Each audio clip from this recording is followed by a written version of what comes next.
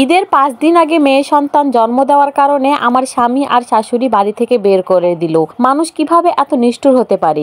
আমরা ছিলাম ৪ বোন, আমি ছিলাম সবার বড়, আমাদের কোনো ভাই ছিল না। তবুও কোনোদিন আমার বাবা আমাদের ৪ বোনদের অবহেলা করেনি। বাবা সবসময় বলতো আমার ঘরে ৪টা জান্নাত আছে, আমি কত সুখী মানুষ, আমার মতো কেউ নেই। দিন মজুরের কাজ করতো আমার বাবা, তারপরও আমাদের পরিবারে সুখের কোনো অভাব ছিল না। যখন এসএসসি পাশ করে কলেজে ভর্তি হই অনেক জায়গা থেকে বিয়ের প্রস্তাব আসতো, কিন্তু বাবা বলতো আমার মেয়েকে এখন বিয়ে দেব না, আমার মেয়ে পড়াশোনা করে সরকারি চাকরি করবে। বাবার এই কথাটাতে সবাই অনেক হাসাহাসি করতো আর বলতো পেটে ভাত জোটে না, আবার মেয়েকে পড়াশোনা করাবে। আমি যখন এসএসসি পরীক্ষা দিব তখন আমার একটা বিয়ের প্রস্তাব আসে, ছেলে সরকারি চাকরি করে, পরিবারটাও অনেক ভালো, বিয়ের পর আমাকে পড়াশোনা করতে দিবে এটাও বলে। তখন বাবা বিয়েটা দিতে রাজি হয়ে যায়, কোনো রকম আয়োজন ছাড়াই আমার বিয়েটা হয়ে যায়। বিয়ের প্রথম দিন যেদিন শ্বশুরবাড়ি যাই সেই দিন আমার শাশুড়ি আমাকে দেখে মুখটা ঘুরিয়ে নেয়, কেন এমনটা করলো বুঝতে পারলাম না। পরে জানতে পারি শাশুড়ি মা চেয়েছিল তার বোনের মেয়ের সাথে আমার স্বামীর বিয়ে দিবে, কিন্তু আমার শ্বশুর আমাকে ছেলের বউ পছন্দ করে নিয়ে এসেছে।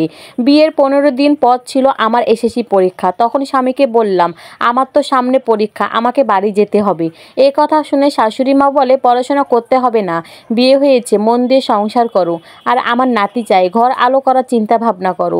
স্বামীও বলে দিল আমার মায়ের কথাই শেষ কথা। বলে রাখি আমার স্বামী ছিল মা ভক্ত, সে তার মায়ের কথায় উঠতো আর বসতো। শ্বশুরের কাছে গিয়ে বলি বাবা বিয়ের সময় তো বলেছিলেন আমার মেয়ে পড়াশোনা করতে দিবেন, তাহলে এখন কেন পরীক্ষা দিতে দেবেন না? তখন আমার শ্বশুর আমার শাশুড়িকে গিয়ে বলে পরীক্ষাটা দিতে দাও, কিন্তু ওই সংসারে আমার শাশুড়ির কথাই ছিল শেষ কথা, পড়াশোনাটা আর করা হলো না। আমার বাবার স্বপ্নটাও স্বপ্নই রয়ে গেল, পুরো সংসারই হয়ে গেলাম। বিয়ে 6 মাস যেতে না যেতেই শাশুড়ি বলতে লাগলো আমার সমস্যা আছে, না হলে বাচ্চা কেন হয় না? মানুষকে বলে বেড়াতো আমি বাঞ্ঝা, ডাক্তারকে দেখিয়ে বিয়ের 4 মাসের মাথায় আমি কনসিভ করি। সবাই অনেক খুশি হয়, কিন্তু আমার শাশুড়ি বলে আমার কিন্তু নাতি চাই। আমি বললাম মা আল্লাহ যা খুশি তাই দিবেন, তাতে খুশি থাকতে হয়। তখন শাশুড়ি রেগে গিয়ে বলে আমি অত কিছু বুঝি না, আমার নাতি লাগবে মানে নাতি লাগবে। সম্ভবত আমি যখন বিয়ের 3 মাসের অন্তঃসত্ত্বা তখন শাশুড়ি বলল চলো ডাক্তারের কাছে যাই, পেটের বাচ্চা কি হবে আমি জানতে চাই, যদি মেয়ে হয় তাহলে আমি রাখবো না।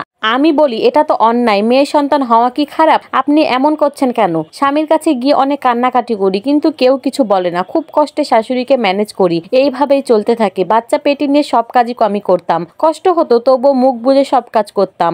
যখন আমি 7 মাসের অন্তঃসত্ত্বা তখন শাশুড়ি জোর করে ডাক্তারের কাছে নিয়ে যায়, নিরুপায় হয়ে আমিও যেতে বাধ্য হই। ডাক্তারের কাছে গিয়ে আমি অনেক কান্না করি আর বলি আমার গর্ভে যদি মেয়ে সন্তান থাকে তাহলে বলবেন না, আমার শাশুড়ি জানতে পারলে তাকে দুনিয়াতে আসতে দিবে না। ডাক্তার বলে আপনার মেয়ে হবে, কিন্তু আমার শাশুড়িকে বলে কি বাচ্চা হবে ঠিক মতো বোঝা যাচ্ছে না। বাচ্চা হওয়ার কিছুদিন আগে বাবার বাড়িতে চলে যায়, তারপর আমার ডেলিভারি ডেট চলে আসে।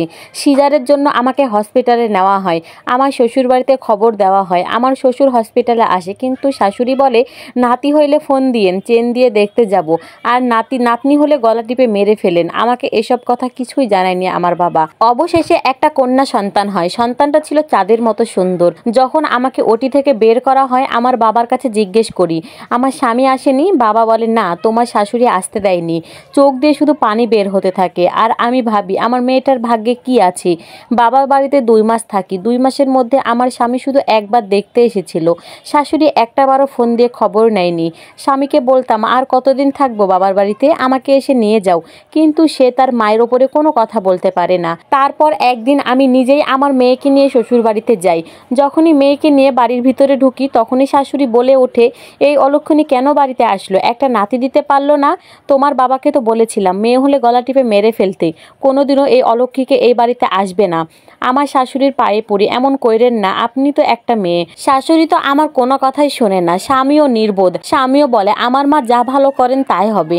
ঈদের ছিল আর মাত্র 5 দিন বাকি, আমার মেয়েকে নিয়ে কান্না করতে করতে বাসা থেকে বের হয়ে আসি। জানি না আমার মেয়েটার কি হবে, হয়তো কিছুদিনের মধ্যে আমার ডিভোর্স হয়ে যাবে। এমন শাশুড়ি আর স্বামী যেন কারণ না হয়। এই স্টোরিটা লিখে পাঠিয়েছেন তহমিনা আপু। মানুষ কিভাবে এত নিষ্ঠুর হতে পারে? এখনো এমন অনেক পরিবার দেখা যায় ছেলে সন্তানকে বংশের বাতি মনে করে আর মেয়ে সন্তানকে অভিশাপ মনে করে, কিন্তু দিন শেষে দেখবেন মেয়ে সন্তানরা বাবা মাকে দেখে রাখে আর ছেলে সন্তানরা অবহেলা করে ছুঁড়ে ফেলে দেয়।